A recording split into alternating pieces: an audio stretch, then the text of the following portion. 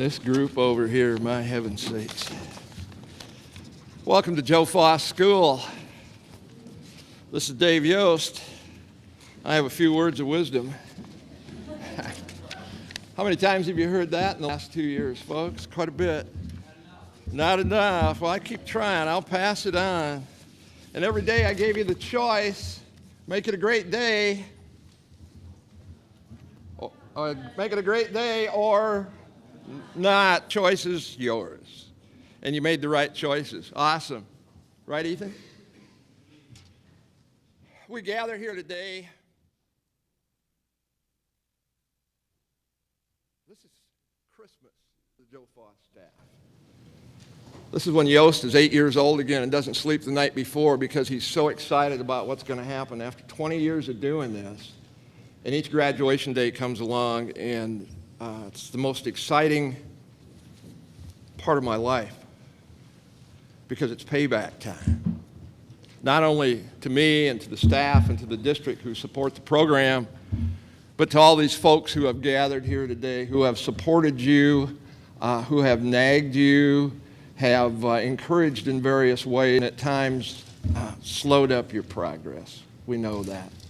I've been accused of being a mom and a dad at times, and I took that as a compliment. But we're here to recognize all the contributions and to show you the results of your investment in time, your investment in money, your investment in love. And wow, what a group.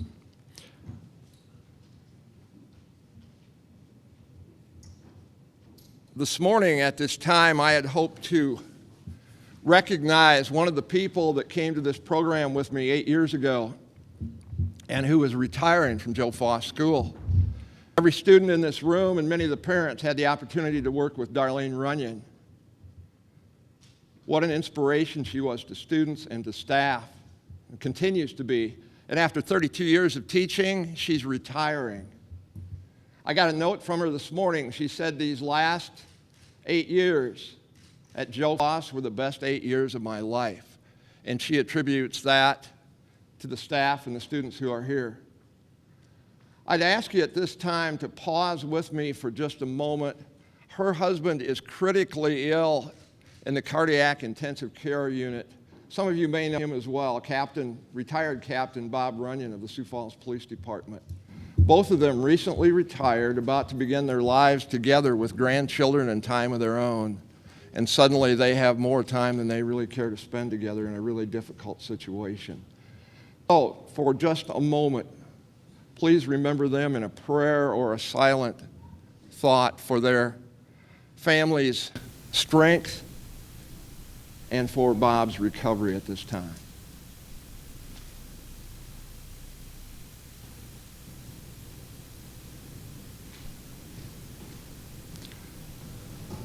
Thank you for that. I got an email from Darlene's daughter this morning, and she says the only thing that's kept Dad alive has been your prayers. The other thing I will tell you, if you ever get a chance to take CPR training, you get it done, because that's the other thing that kept Bob Runyon alive. We trained with CPR here last year. Mrs. Runyon received the training, and she hated it, but you know what? Her husband's alive today because she completed it. So that's my word of wisdom today. Get your CPR training, all right? To principals at graduation, every group of seniors is the best, most exciting. Last year, I thought that I'd had about one of the major challenges of my life. You folks, when we put together the Joe Foss Dictionary, we'll put ultimate challenge, and it'll probably be the group of students that began with us this fall, and then the group that joined us in January. I'll be real honest, I was pretty down, pretty disgusted, pretty frustrated, really looking for answers about Christmas time. The staff and I confirmed, what could we do? It's like we'd won the Super Bowl last year, and we had a whole new team this year, and you weren't picking it up very fast. The credits weren't coming. It seemed to me we were chasing people all over the building and harassing parents, and you were getting those phone calls, tape-recorded voice of our guidance counselor, your student's not in school, not getting credit. Wow. Didn't look good for any of us. But turned it on. Absolutely amazing, the work that you folks have done. We've got people here that have completed high school in 3 years or less. Winners. We've got people that in spite of insurmountable odds and family situations are graduates, completed, have done, are role models to other students in other schools in this school district. Students that if you and I, as parents, assumed their responsibilities, I question whether or not we'd be sitting in these chairs today as high school graduates. And that's fact. It's not brag if it's fact, right? So I don't have to brag about this group. I looked at the courses, over 1,500 semesters worth of work done by a group that was just, wasn't good. We're at 70 graduates, and there'll be a couple more tail in. For a rebuilding year, that's incredible. What you have done in the last month of the school year to complete your work, the hours that have been spent, the filled classrooms up to the last day of school. You did it. We gave you the opportunity, but you're the ones that take total responsibility for your being here today. That's pretty cool. That's, last year I spent quite a bit of time. As an English teacher, I read all the classics, studied all the classics, but I keep coming back to music. The Eagles had a song that says, so oftentimes it happens that we live our lives in chains and we never even know that we have the key. Already gone. You've heard that song a million times. You folks found the key. It didn't have to be the way that other people told you it had to be or that you had assumed it was going to be, and look at where you are today. It's pretty neat stuff. Your test scores. Mrs. Seibert will talk to you about chasing you around and getting everybody tested. Not only did we get all the juniors tested last year, your scores came up better, amazingly well for the situations that you've been in. I'm proud of you, what you've done. And as I look at this group and where you are headed, to the military, to college, to good jobs, you're responsible for supporting members of the Sioux Falls community. Wow, what a change. How many of you told me I can't do this? I remember a conversation about a month ago with a young lady who's here today. Officer Booth happened to be in my office that day because we were running out of answers. We just had tried everything. She said, I can't do this. I can't. And he said, yes, you can. Who's bigger in this situation? You or the math? How bad do you want it? How bad do you want to graduate? I guess that she proved that to us because we kind of did the dance around the flagpole and down the hall yesterday as she graduated. She did it. The impossible. She got it done. That's awesome. So I'm glad you're here. You took the time to join us. I particularly want to thank all of you. One other group I want to thank, and these folks come to work every day because they choose to be here at Joe Foss. Nobody gets sent here to work. This isn't Operation Alaska. This isn't where people get dumped any more than students get dumped here. It's people who choose to provide the very best education that they can in a non-traditional environment. They want to be here. They want your kids, your grandchildren, your friends to be successful. We provide opportunities. We provide opportunities for students to take the opportunity to be successful. And then it's in their hands. So we're glad they were here with us, excited that they chose to take advantage of the opportunities. But the people that make that possible in this building, Joe Foss staff, would you stand, please, for a round of applause? We owe you.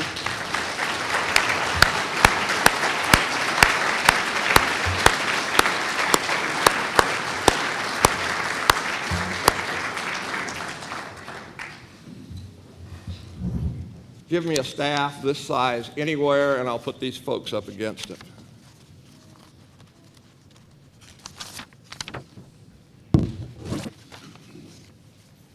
Some music, Ms. Laura? Thank you.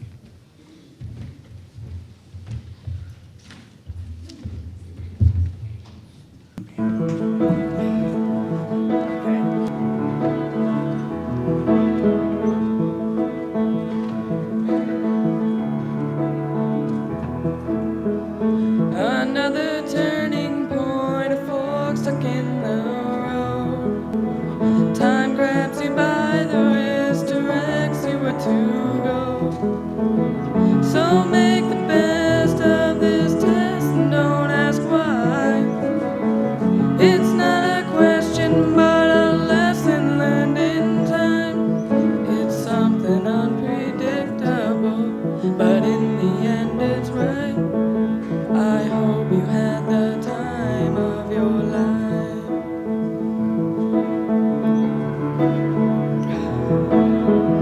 So take the photographs and still frames in your mind. Hang it on a shelf of good health and good time. Tattoos and memories and dead skin on trial. For what it's worth, it was worth all the while. It's something unpredictable, but in the end it's right. I hope you had the time of your life.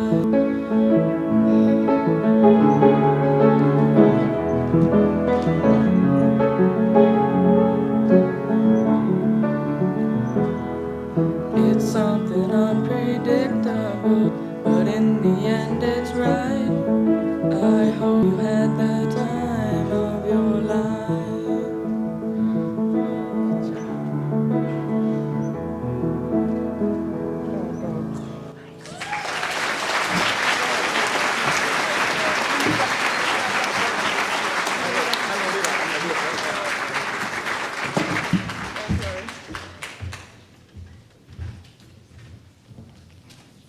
Amanda Gannon. You're going to meet her again in just a little bit. She's an amazing young lady. Too often I call these young people kids, and they aren't kids, and they aren't my kids. They're going, thank God for that.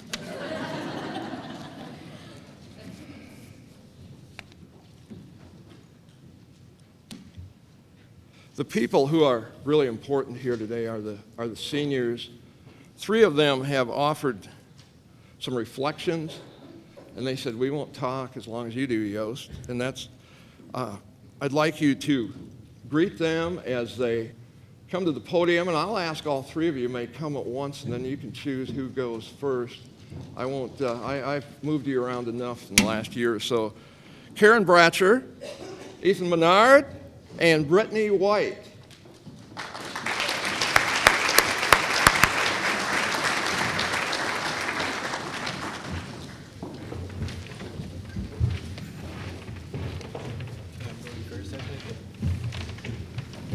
I get the honor of going first, seeing that, I don't know, I thought it was ladies first, but hey.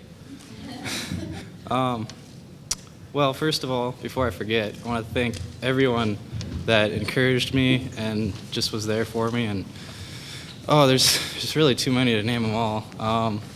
Sally, we'll call them my adoptive parents, Robert and Susan maybe, and Linda Ortman, my grandfather who helped me financially, and all the staff, just everybody was wonderful. Miss Seibert really was really flexible with me on finishing my final class of American Literature, and that was just awesome. So, yeah.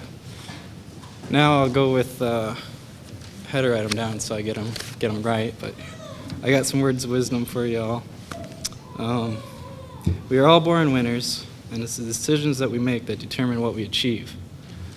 And, it goes to show all these people here, they made the right decision, and look what they got. They got their diploma, and from there, there's just so much more that, they can go for. And it's really exciting, and I know I'm really kind of nervous. Well, I'm nervous now, but I'm nervous about the future, too. It's, just at this point in my life, I got so many paths to take.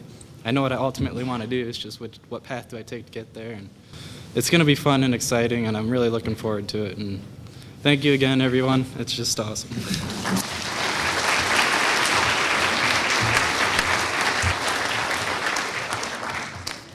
My name's Karen Bratcher. I was the first graduate this year, back in September. I transferred here from Foss Christian my junior year of high school because I got pregnant and I had my son, Owen. I'm really emotional, so you'll have to bear with me a little bit.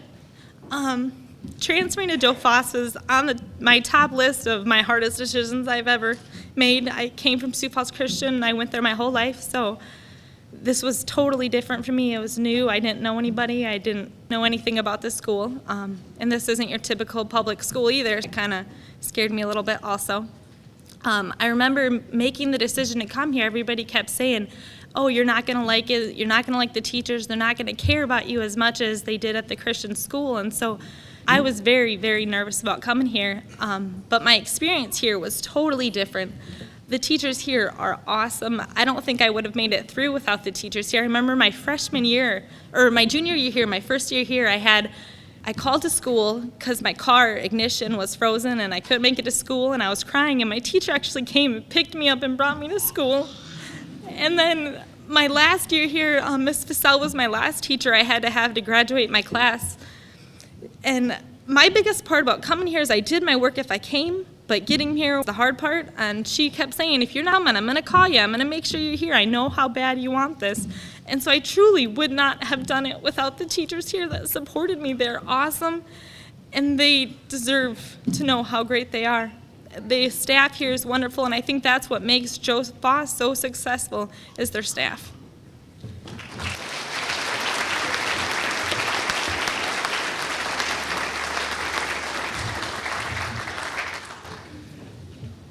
I came here my senior year because I had a baby.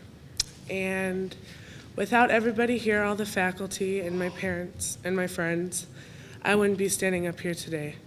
Mrs. Fossell, too, called me and woke me up every morning for the last month. And I made it here, and she was my last class that I had to have to graduate to. And it's just been an amazing experience being able to come here and to meet everybody that I have met and to know everything that I now know. And without everybody here, I'd probably be home sleeping. But this is much better. It's a much better experience. Thank you.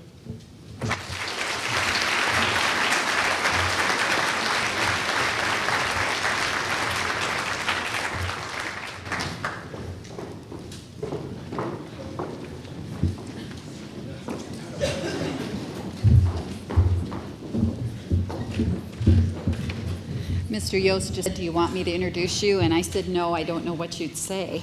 So, my name is Sally Monroe, and I'm the counselor in this program. All of these students have done an exceptional job.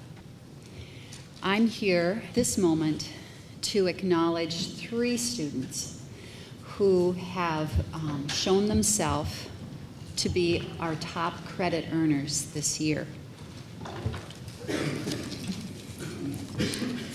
And of course, we start with our 3rd place winner.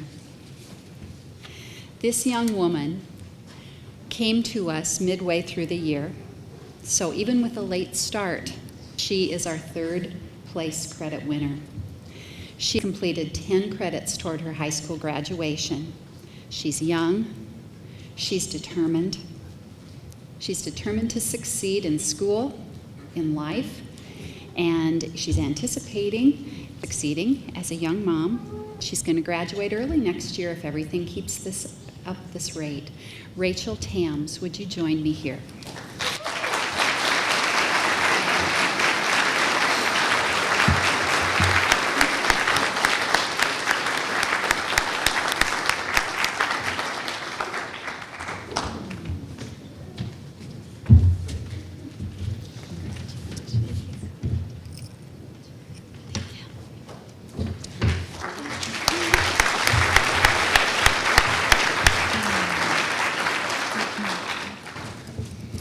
Our 2nd place high credit earner has earned 10.5 credits this year.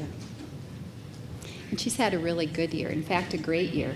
In fact, you just heard her sing. She's hardworking, she's confident, she's a great mom, and she's an excellent student. Amanda Gannon.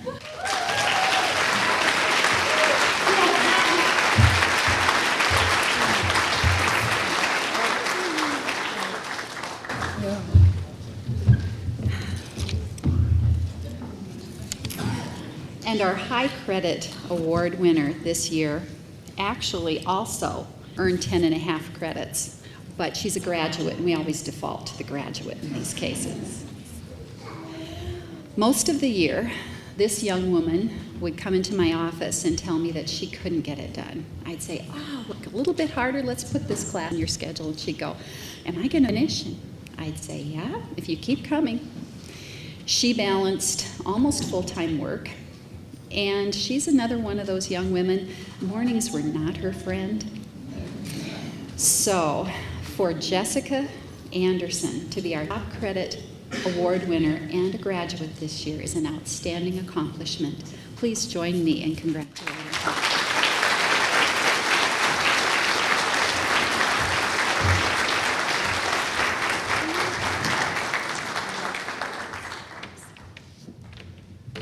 Five o'clock this morning, the alarm went off at its usual time, and I cheered because I'm always so happy to get out right early in the morning, isn't it? Honestly, if God wanted us to see sunrise, he'd have made it at noon. But my wife, who's usually here sitting in the front row doing one of these, set me up for today. She said, people don't want to hear from you. Kids want to graduate. Parents want it done. They're so thankful, and they want to get out of there. Well, you know what, Roseanne, you're not here today, Dr. Yost.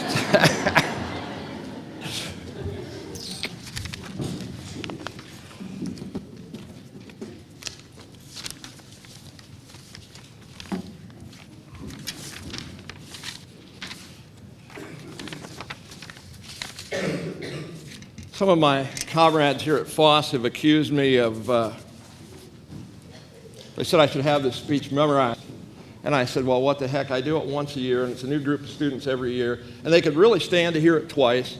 Lincoln said, the world will little note nor long remember what we do here today. Now, he was talking about consecrating a cemetery. We're not doing that, but it's a graduation ceremony. And I don't remember any of my, well, I remember the graduations, but I can't tell you who spoke or what they said. All I knew was, give me the diploma, get me out of there. I've spent my time, my money. Well, we're going to change that today.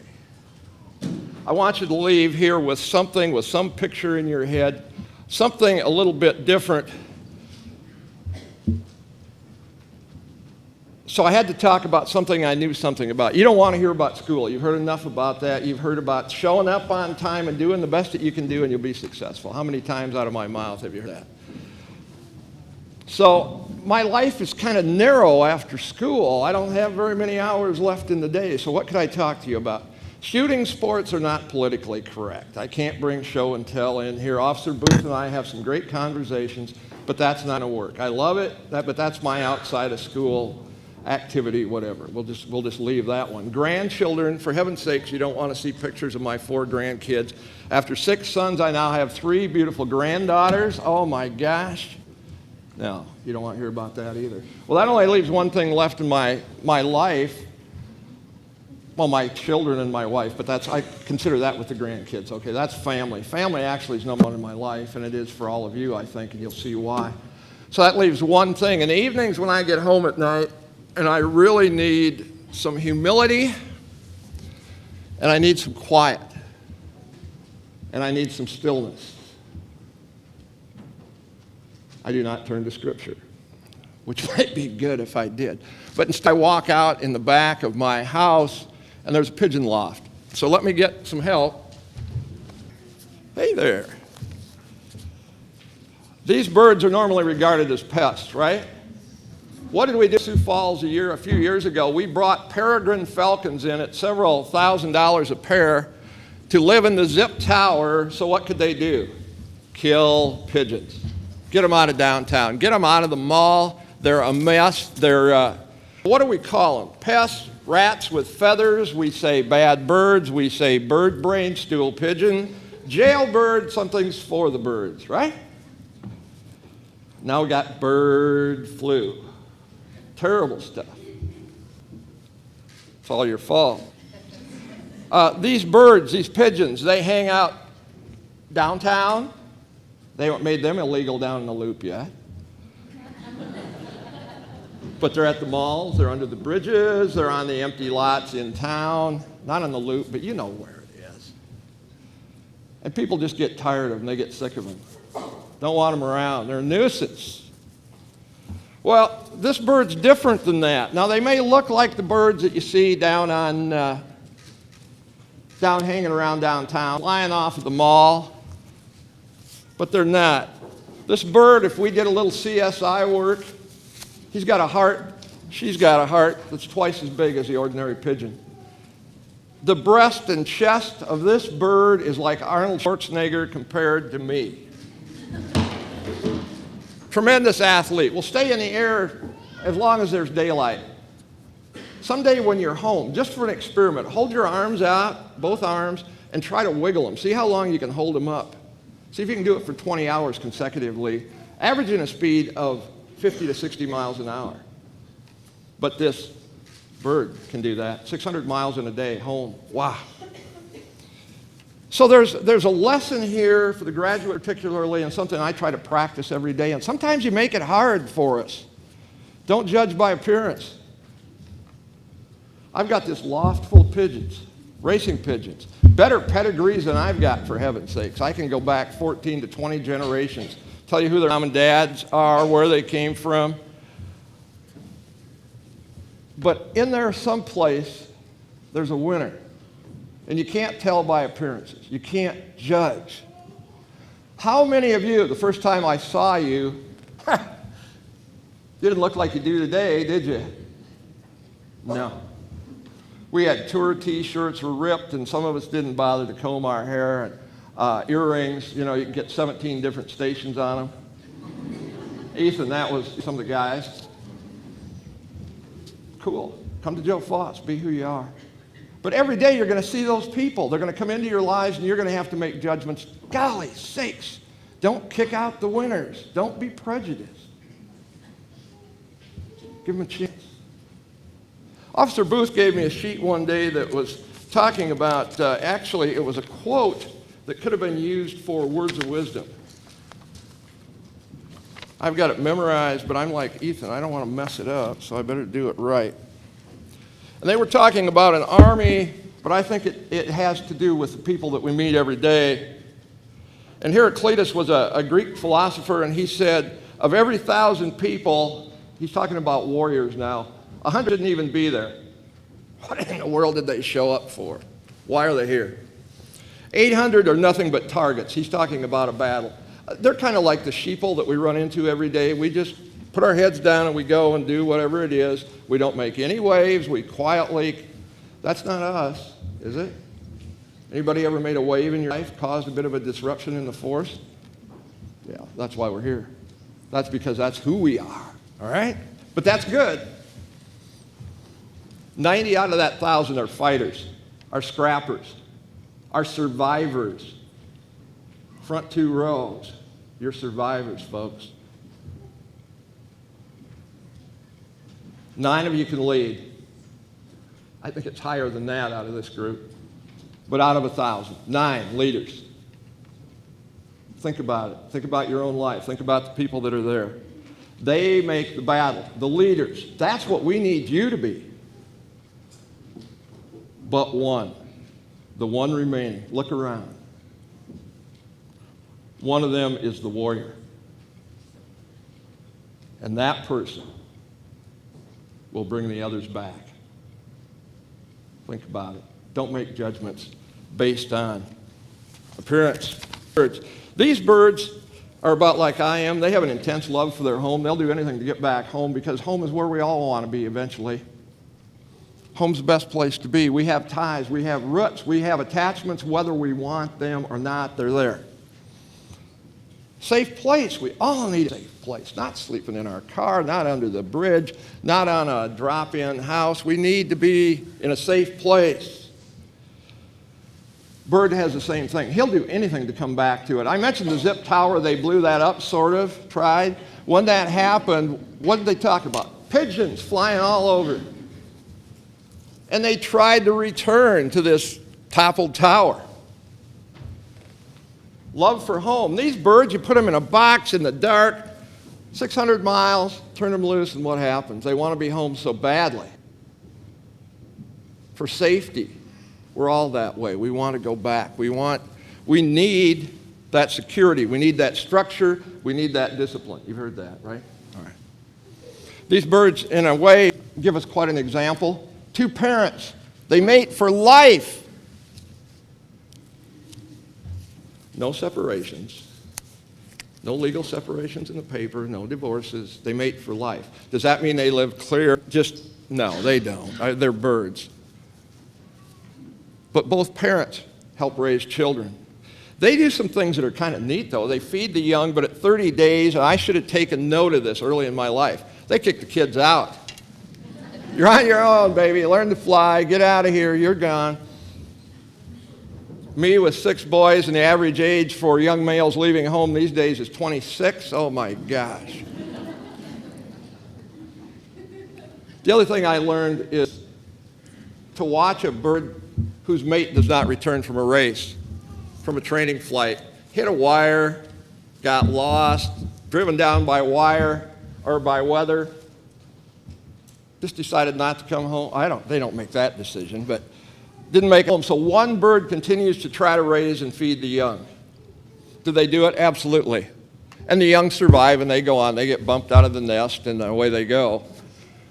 But I can tell you that the male or the female, either one that happens to, I'll never race. Probably won't ever breed from again because it's taken every bit of their body strength and capability to raise those kids, to feed them, to keep them warm.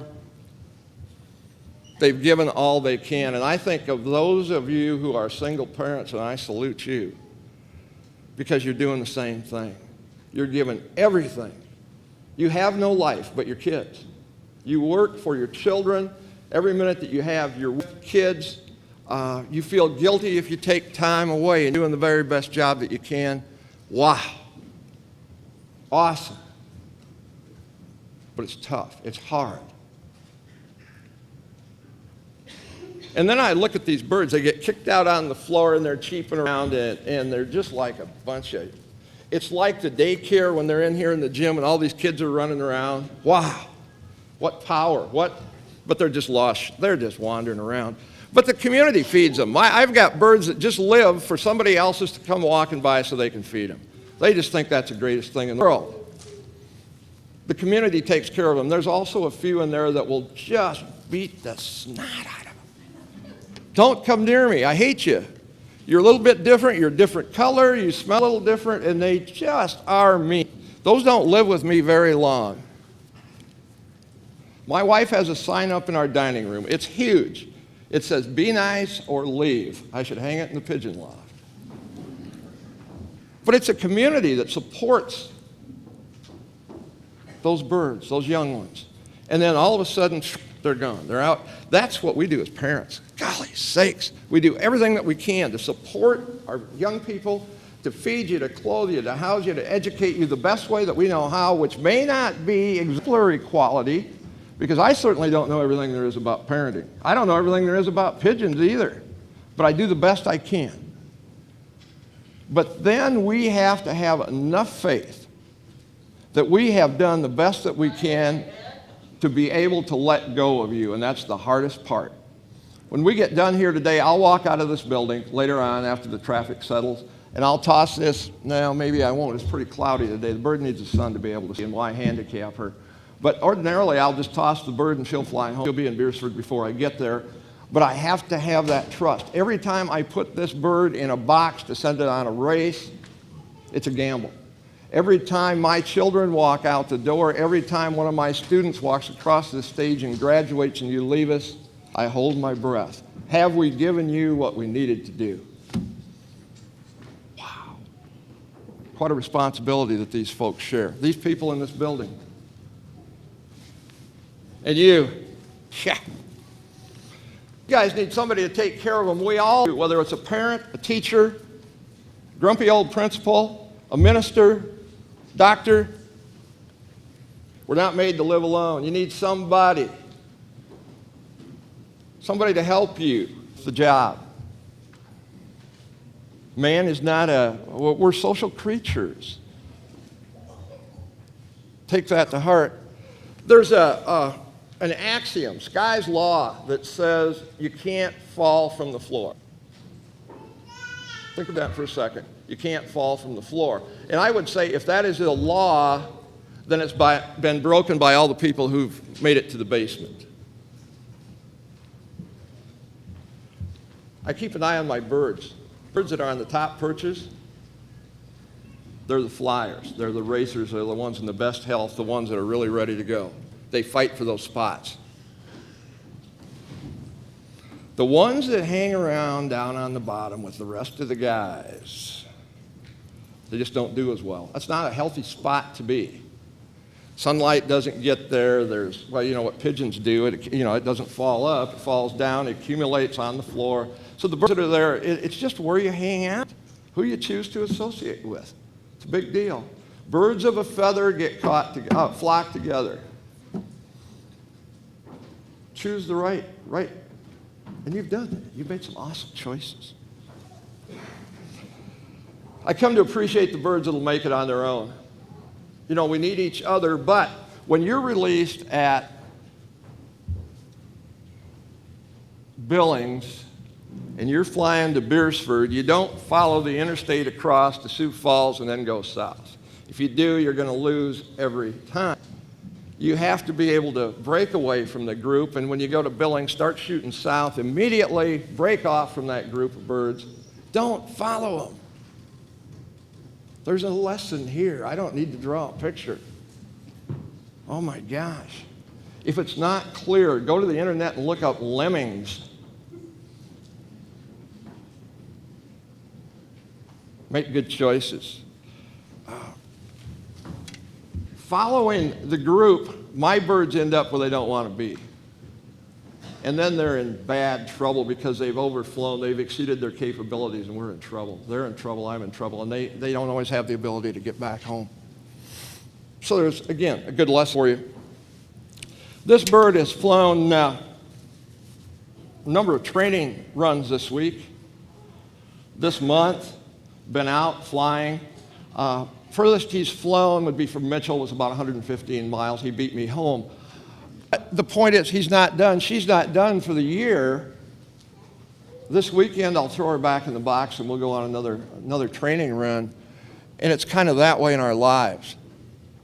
You reach one goal. You've reached a major milestone here today. You've done your 400 or 500 mile race in a day. Good for you. Awesome. Your feet are on fire. But now, tomorrow, we're going to ask you to do something else. I get done today. This is Christmas. I said that. Greatest day of my life. You know what tomorrow is at 7 o'clock in the morning? Summer school staff meeting. It never ends. The new challenges. And they're going to come to you. But if you apply what you have learned at Foss, you're going to be fine. Cool. The Joe Foss motto, it's on your program. It's there. Tells you that struggle gives you the strength to fly. It's practice. I talk about training these birds, spreading their wings. They have to build up strength. You ought to see me on the bicycle in the basement. What a thrill. It's called that stinking bike at my house. But the only way you get stronger is to struggle with it. And it's through that struggle that you become so strong. But I will tell you that this group is going to be expected to do more than that, more than fly. There's a young man who was a student here at one point several years ago. He was in a placement facility, not where we like our students to end up, but it was based on what Ethan talked about choices affecting our achievements. And he sent me a really short poem. Yeah, we're going to make this. That I leave you with. And that'll be the last, words of wisdom from me, from Joe Foss. Unless you come back and check in. So here we go. Right. Teach me to walk, and I shall run. Teach me to look, and I shall see. Teach me to hear, and I shall listen. Teach me to sing, and I shall rejoice. For your instructions are imprinted on my mind, and your shared experiences I shall keep. What I have learned, I will treasure. And by learning to fly, I shall soar. Wow. Not only have you learned to fly, but you're going to soar. I thank you, I thank your families, and all those in your lives for sharing you with all of us here at Joe Foss. It's been a wonderful year. Godspeed.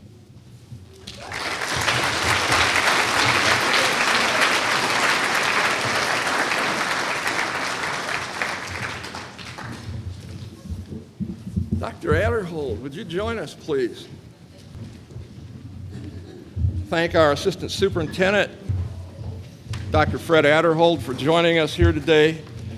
He's been a staunch ally of this program, as has Cheryl O'Brien from the Instructional Planning Center, the high school coordinator. We don't always agree, imagine that, but always the best interests of you folks are at heart for all of us. You should see this list. This is how folks take care of me. We have arrows so I know which direction to go. This is based on previous experience at graduation. As I call your name, if you'd come forward, receive your certificate of graduation from Joe Foss School, your tassel, and if I had, how many of you have got your student IDs on today? Huh? What do you think this is? District policy. Huh? Well, we'll let it go today. You can pick up a free temporary ID in the building on the way out, all right? Otherwise, no more fun. This is the real thing. Jessica Anderson.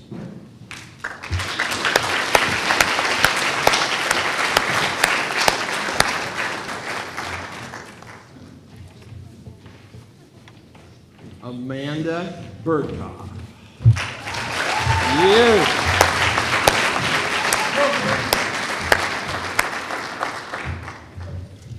Karen Brockster.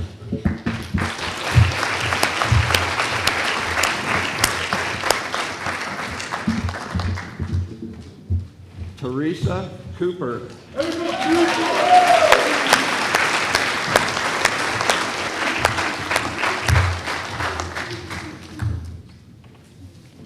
Stephanie Alquier.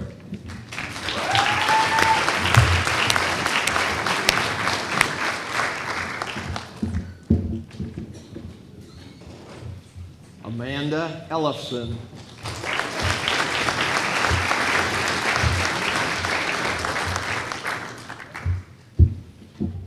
Amy Haar.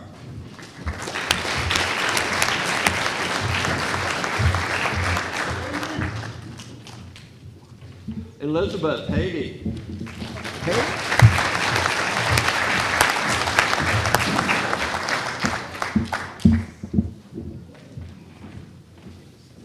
Amy Hardy.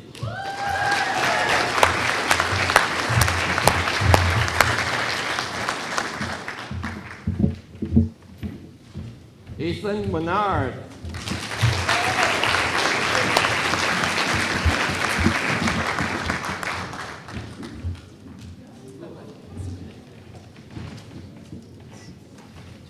Yeah.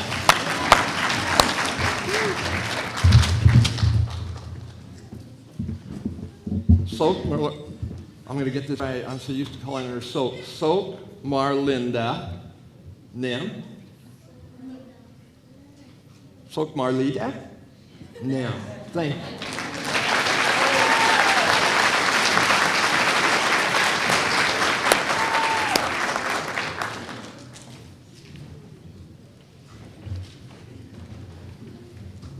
Cam Osley.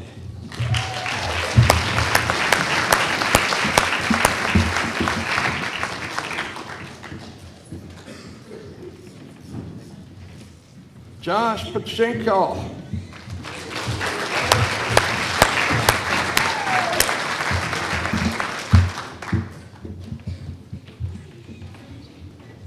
Georgia Feifel.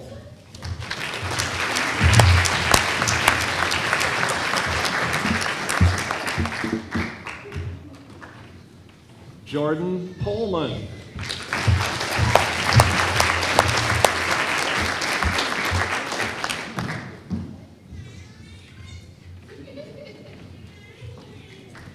Brittany Reed.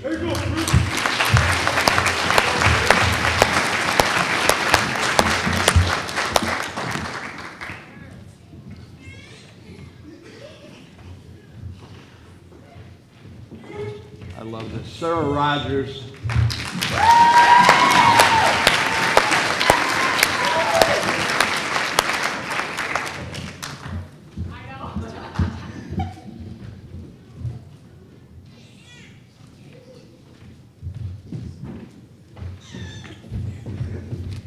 Jay Shepard III.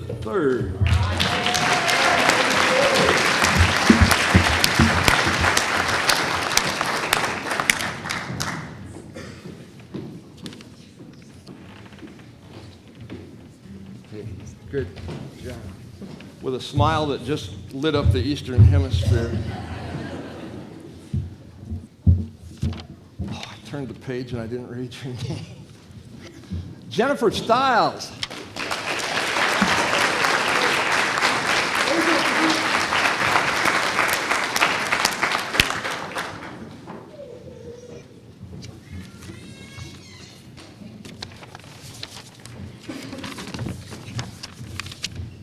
Josh Wedmore.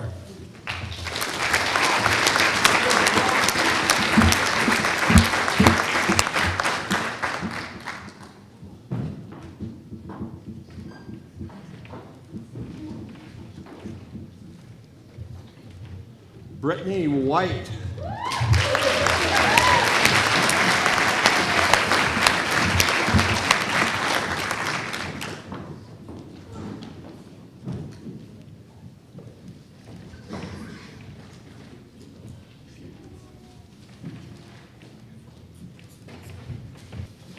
And one of my most favorite conversationalists,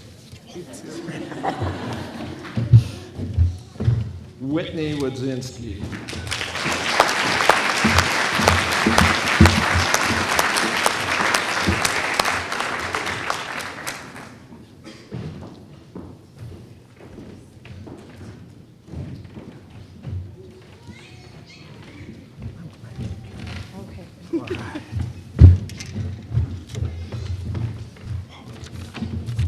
Those are the folks who were able to join us today. As I said, there are about 70 total graduates here at Foss this year, and we're really pleased with that and the effort these young people put forth. Honestly, I wish that there was a story that could get with one of these young people, and you would understand, come to realize the challenge that many of these students have overcome in their young lives and become winners, made themselves winners in a world that's extremely difficult to succeed. So my congratulations to you. I'd ask the group to join me in a round of applause.